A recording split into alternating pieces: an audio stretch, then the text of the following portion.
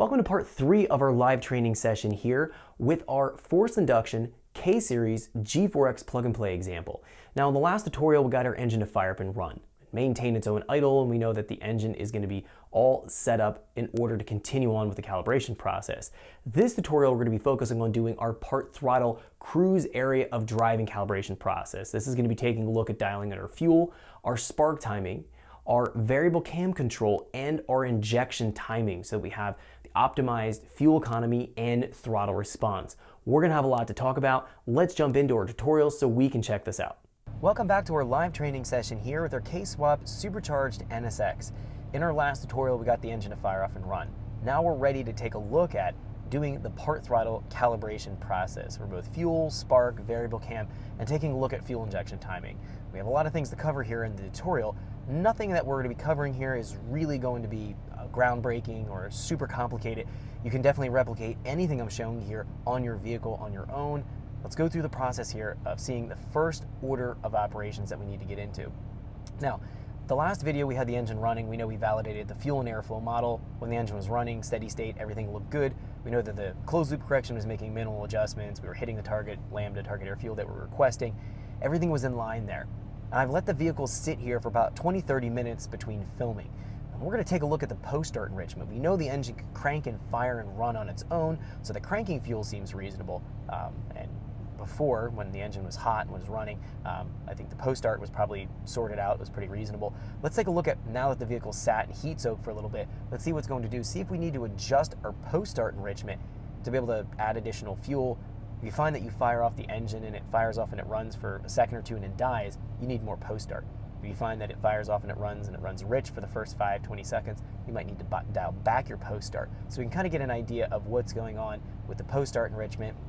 One thing I do want to point out here is that the wideband that I have installed on this vehicle is wired into a hot 12-volt source on purpose for the filming and for tuning, so that when I'm firing off the engine, the lambda sensor is hot, the heater circuit's already hot, doesn't have to go in and heat up. When you power on a wideband, it takes about 20-30 seconds for the heater circuit to cycle and warm up before the actual wideband will start to read and be useful information.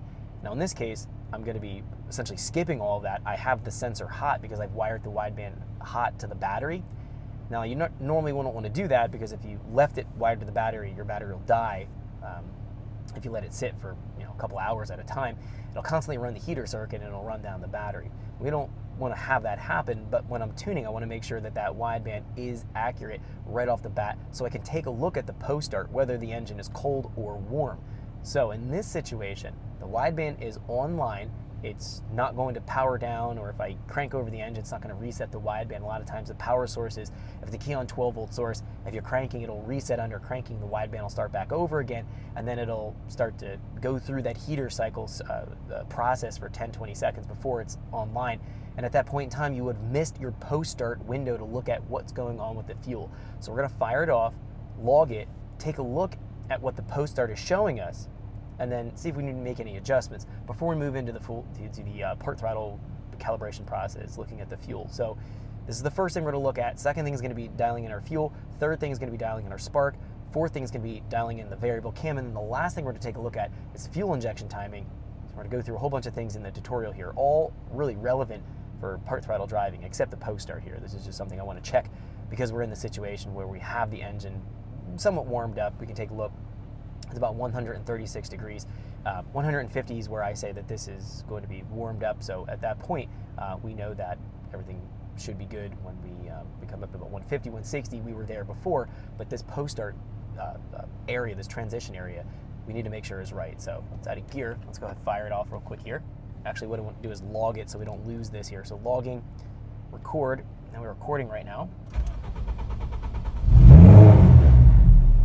Okay, so it's running, and we can see here the post-start, that's already dissipated away.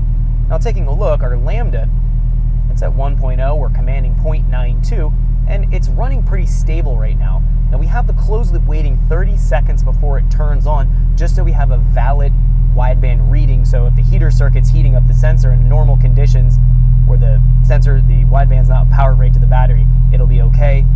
Looking here, we're still not at that marker. Right there is about 30 seconds, and we see the closed loop corrections kicked in.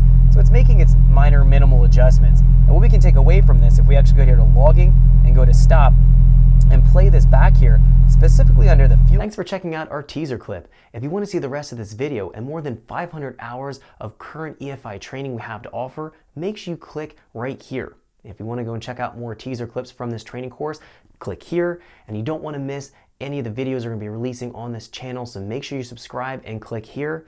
Thanks for watching, and I'll see you guys later.